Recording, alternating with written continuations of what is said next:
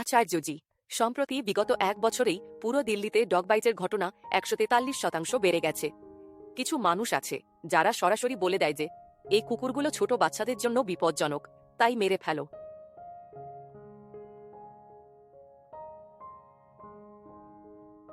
মেরে ফেলা তো সবচেয়ে বড় অমানবিক কাজ।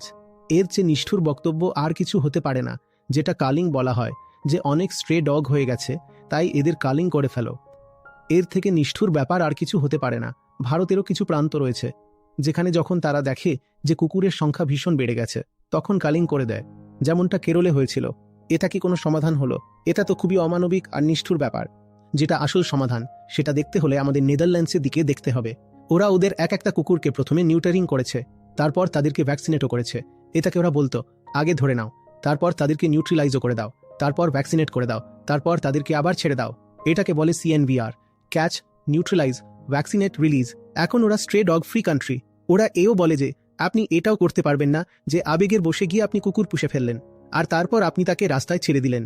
তো ওটা যদি পোষা কুকুর হয়, তাহলে তারা তার রেজিস্ট্রেশন করায়, তার মাইক্রোচিপিং করানো হয়। যদি আপনি তাকে ছেড়ে দেন, তাহলে সেই চিপের মাধ্যমে ধরা পড়ে যাবে যে এর মালিক কে ছিল।